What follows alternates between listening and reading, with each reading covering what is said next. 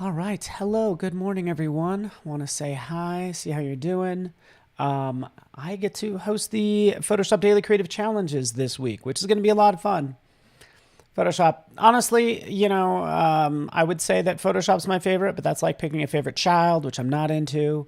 Because hardly is there a project where I'm not using Photoshop, which is why I'm excited for these daily creative challenges. So I'm glad you guys are here, and hopefully I'm coming in loud and clear. I always like to check on a Monday morning. Hopefully your Monday morning or afternoon's going well. Looks like a new Paul. Yeah, I put on a little makeup. I'm not gonna lie, just to kind of still cover up my scrapes. Anyways, enough about me. Let's talk about you and the daily creative challenges. So hopefully you're on Behance. You can see below me in the description. It's all about grabbing some start files and working along with me if you can. So yeah, I'm wearing my Photoshop blue shirt, which I'm into. So hello, RB, Jennifer, Anki, and everyone. Good to have you guys here. So yeah, every day I'm going to be tackling something. Today is about blur magic and motion in Photoshop. Download the files in here. If you're not seeing it, go to behance.net/Adobe Live. You'll see me. But I'm happy to see you regardless of where you are. I see Dennis, Mahidi, and everyone elsewhere. But let's just go ahead and switch screens and get into this, shall we? Here we are. All right. He is also wearing a little blue. This is an exact file that you'll have when you start out. It's going to look something like this. This is just one of the files you'll download this week. It's this blur PSD with a little peek into what we're working on this week as well. So every day it's going to have a file, and we're going to dive into this now. So we're going to use this blur. So I want to deal sort of with a creative use of blur, right? So path blur, things like that is mainly what we're going to use, but you're going to learn a lot of things along the way. Thank you, Sam, for posting that, for registering for the challenges. That's awesome. Good morning, everybody. Ooh, we got, Dennis from El Salvador. Good to have you here, my friend. Awesome. So yeah, let's jump into this literally because they're all jumping. She's jumping, and this is what this file contains. It's just basically a bunch of layers. You can turn those off, and you can see that there's a different person underneath. So really, you could pick the person that you want. We might be using multiple, but this is going to be a lot of fun. So yeah, here we are getting into it. 3 minutes in, and we're already going to be pushing some pixels around. Since this is day one, just so you know, you download those files, you'll open up this file, give you a quick preview of Photoshop. These are typically the panels that I have open. It's going to be like the properties panel and the layers panel. Everybody works different, and there is no right way. So that's just kind of how I have this set up. So here's all my peeps jumping around. I'm turning on and off layers. And then there's actually selecting of layers. I think that throws people off, by the way, when they first get started. I kind of want to use this layer too, like this guy. So this is the plan. You ready for this, Sean? We're going to cut out this person, put them on a new background, right? So I'm going to add a new gradient background. He's going to be on top of it. And then we're going to make his arms and legs and stuff like that move. So this is going to be more than just blur magic and motion. It's going to mean a number of tips, which are going to be really helpful to you. All right, shall we? First thing we need to do, how do we cut things out? Do we go over here? You could probably try to use some of these tools. Say 10 years ago, it would be the magic wand tool is what you'd maybe use, right? Or you'd use one of your, like a color range to select. And we just don't need to do that anymore, right? You could think, oh, you have better stuff. You could use the object selection tool. We could try that. And this is just set to rectangle up at the top. And we could just draw a box around this person and I'll snap to it like so. So that also might be what you want. So Frank does say select subject, which yes, totally part of it. That's why I'm going to start with select subject, and then I'm going to show you an even faster way. Because basically what we did is we selected this person, but I need to basically remove the background. Okay, so how do we do that? Again, this is our first daily creative challenge. In fact, let's just pull out this panel right here. We will zoom in on it. Ugh, over scroll is driving me nuts. It should not be over scrolling like that. I'm trying to zoom in. There we go. Okay, right here.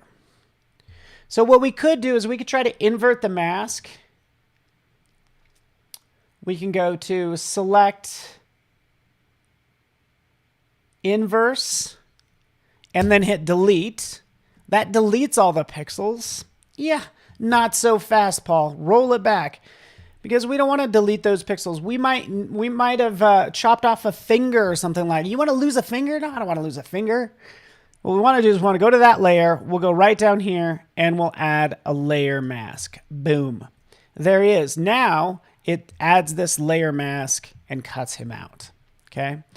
Sin, good to see you here. Oh, you're Sin, am I saying your right? C-I-N-E, Sin Floor. So here's the mask that it creates. So now it really depends on what I have selected, right? I have this selected, I have this selected. So if I paint with white, because it's in the foreground, right here behind my head, it's going to add to it, right? Let's crank that up more so we can see it. If we paint with black, it's going to remove from it. So basically from here, once you're on this layer, you could start adding and removing, right? We can come in here. Since we have black selected, we're going to actually, this over scroll is going to drive me nuts.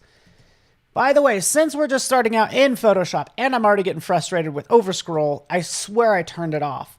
But preferences is amazing. The best thing about preferences is I don't have to worry about where things are anymore. I can search for over scroll because that's what's happening. I think there's an over scroll situation. There's over scroll is turned off. Okay. Anything else?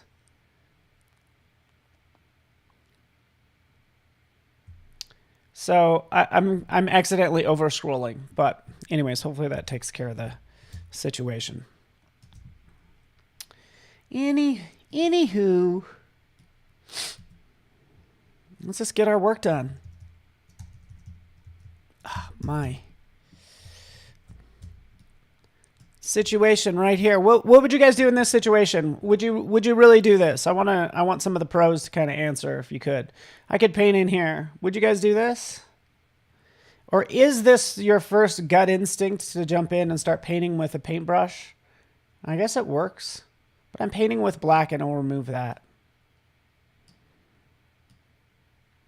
I cut off too much of the finger. Hit the X key. It'll flip the foreground and the background color. So now I'm painting with white. Hit X again. It flips it back to black. Paint. Remove. May the selection force be with me. That's what I really need here. What I would do is I would double click on this. And it'll go into select and mask mode. Let me move this off to the side. Select and mask. And right in here, this gives you a whole interface for, say, using this brush. Right? And this is the refine edge tool. So this just allows you to roll over these edges and then Photoshop will intelligently select the green or whatever background color that is. So use this, use the refine edge tool. It's just going to be much easier. Overall, I'm noticing that there kind of is a little bit of a green halo all the way around. So what do? I'll take a look at all these properties over here. And look, shift edge. We can shift the edge in. Let's just try 30%. Oh, look what it did. I like choked. It's like a matte choking is what we're doing. Just like that. There we go. We've choked it in. It removes all that green. If I need to clean it up some more, I can do that. But that's how you do masking in Photoshop. We're going to be doing that all week, like probably every single day, because it's such an important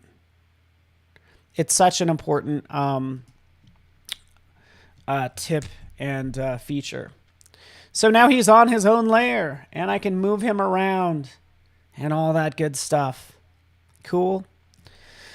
Like I said, I want to add a gradient behind it. Open up your gradients panel, window gradients, and you can click on any one of these. I'm actually going to go with something maybe more like pink and bright.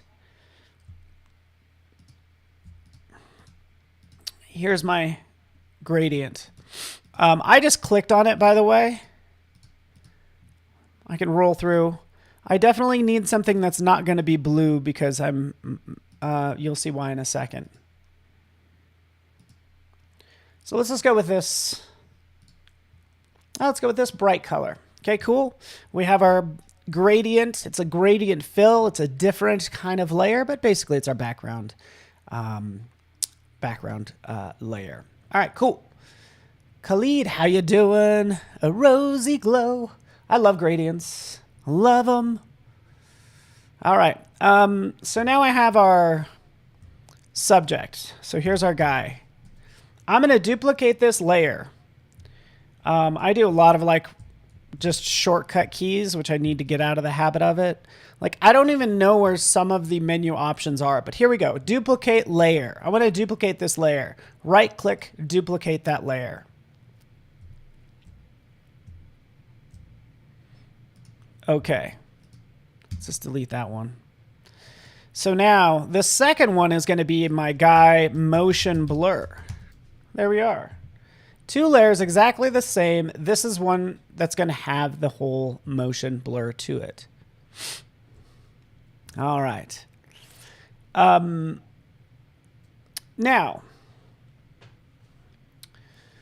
I could start adding things to this, and we're learning so much on day one, by the way.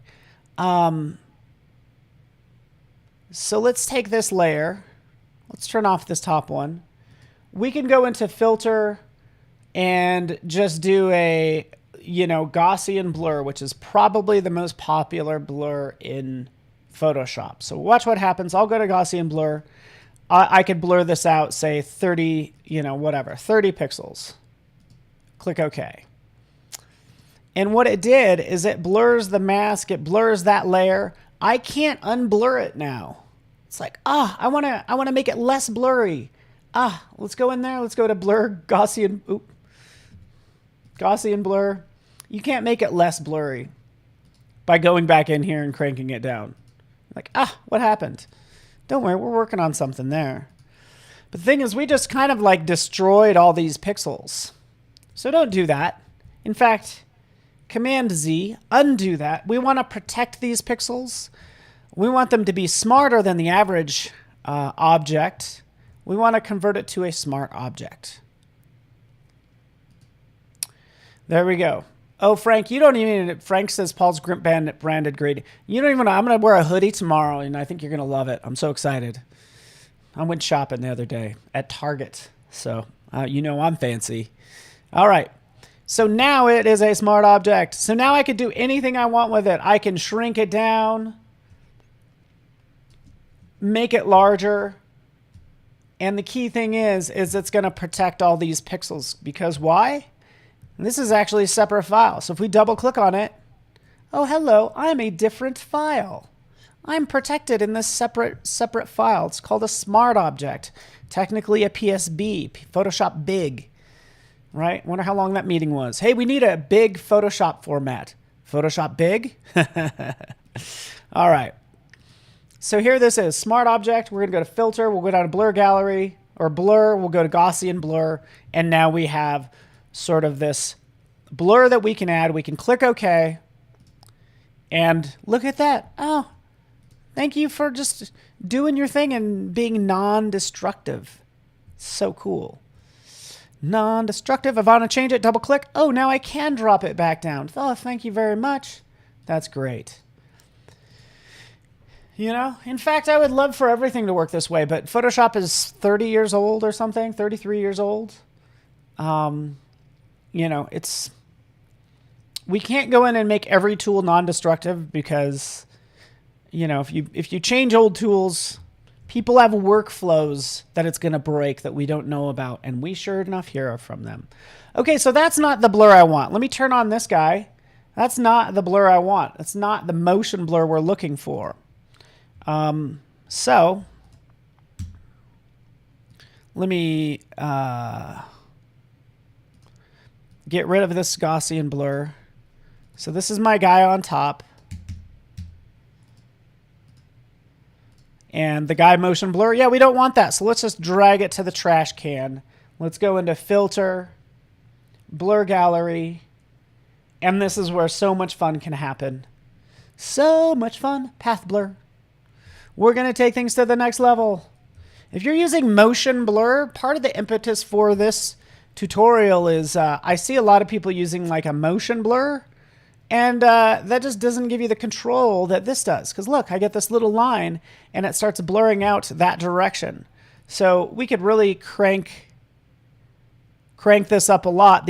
See the direction it's going? You could really start to tell the direction that it is following that line. Okay? So we could adjust the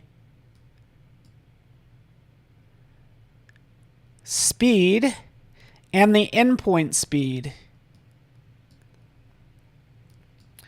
But basically I'm finding like this nice speed to this blur by adjusting the speed and then the endpoint speed, right? But just to kind of show you what this looks like,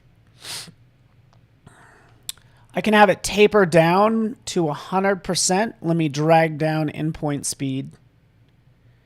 And now it should kind of start out a little blurry and then gets crisp. But it's all through these settings off to the side. You don't need to worry about this too much. And it's nice that you could always do basic blur, kind of reset it back to where it was. Watch overscroll kick in. But anyways, let's have some fun now. Let's take this. We're going to move this over. It's going to curve like so. Let me show you something else. You ready for this? The strobe effect. You saw backlit strobe. Look at this. Strobe strength, strobe flashes. So let's turn this. Let's crank up the strobe strength. It basically like sort of starts to give more definition to the blur if you work on the strobe strength.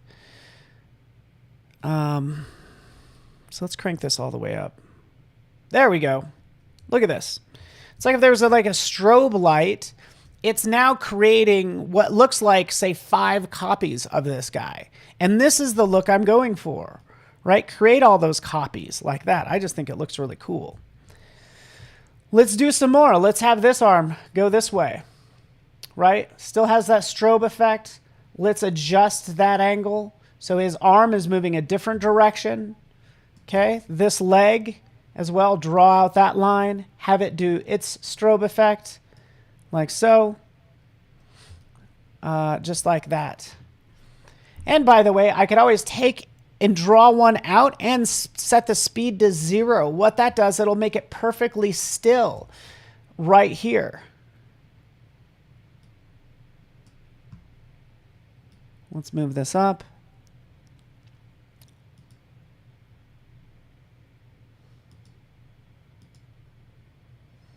At least on that end.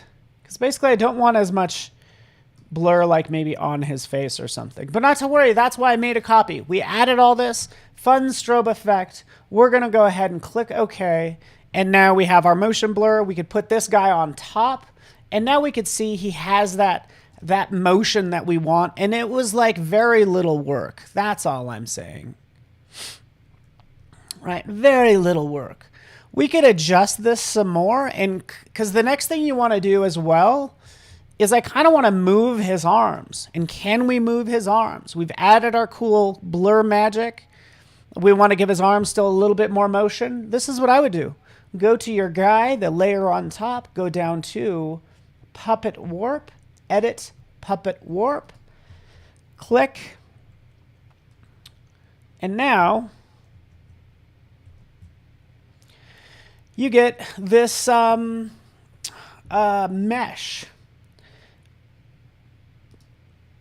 And I could start adding these pins on this guy so I can move his arms. I can move this arm up. Let's put a pin in his knee. Move this arm up like so, right? So now we're really getting that motion that we want.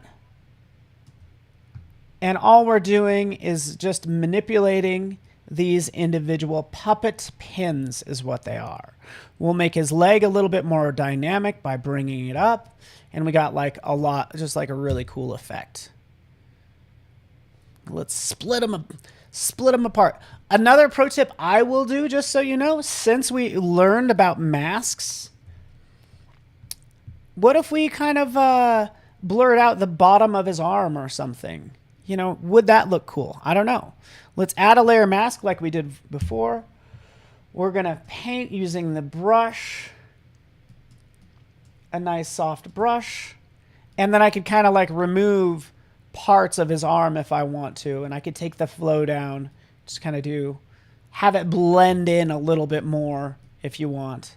And that's what I'm doing, just kind of removing parts of his jeans. But that's the sort of motion I'm looking for. Just making him look more dynamic, right?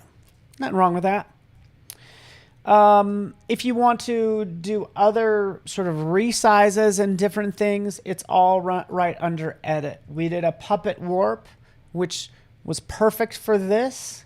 But if you want to do other sort of manipulations and transforms, you can go into here. Free transform, Command T used all the time, and then different skews, rotations, things like that. But I could do a free transform. Actually, I'm going to select both of these layers. Command T. And go. He needs to be jumping like so. Cool.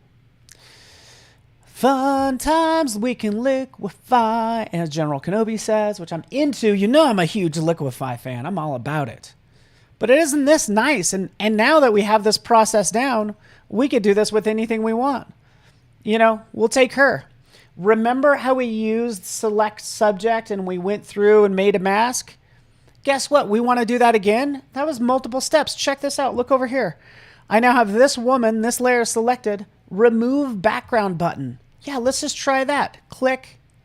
Bingo. It removed the background and did all that work for me. Are you not impressed? That's so awesome. What else did we learn? Convert to smart object. Command J to jump. And now we have this layer underneath. We'll jump in and literally make her jump with, again, path blur, just like we were doing earlier. You get the idea. So have fun manipulating your fun characters. Give them that blur. Crank it up a lot. Increase the strobe strength because I think that just makes it look the coolest. That's where you start getting the shadowing, by the way. It's through that strobe strength. If you want more flashes, as in more versions of that person, you increase the strobe flashes. So that's what's happening. Just increase those strobe flashes. Bend her. You know, I usually throw a curve in here just because that's just gives it, you know, more motion. That's all. That's all I'm saying. That's all I'm saying, guys. Just trying to make something cool for you, huh? I've seen people do, and I used to duplicate that layer. Because what did we do? It looks like we just added 1, 2, 3, 4, 5 layers of that person at different transparencies just to create this motion. When we don't need to do that, we could literally use our path blur, have her jumping around like we're doing. Little puppet warp in here just to finish it off. Bam, bam. Bring her leg up.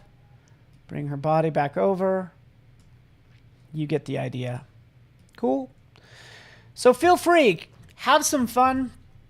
Create some characters sort of jumping around. When you're ready, export them out as a JPEG right here. Quick export as JPEG.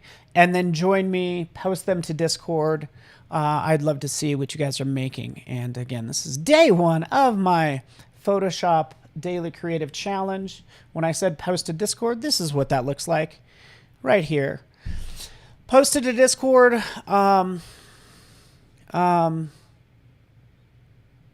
Oh, you guys, Anki did something way back in the day. Well, I'm glad we're doing it again because it's worth a revisit. But thank you, Froja, Mahidi, Karuna, Dennis, Mominul. I'm on behance.net/Adobe Live today and all this week. So stick around. Same time, same place, behance.net/Adobe Live, and post your work to Discord, which I'm just about to open up so we can walk through and check out everything. So, but hopefully you guys were into this. I know I was, and I just appreciate your time hanging out with me on this fine Monday. Thank you for kicking off my day, and you know, hopefully approaching today with the energy this lady has is the goal. So again, thank you so much. My name is Paul Trani, evangelist for Adobe, and I'm happy you are you. So we'll see you guys tomorrow, and stick around. I'll keep an eye on Discord. Thanks so much, everybody. Bye.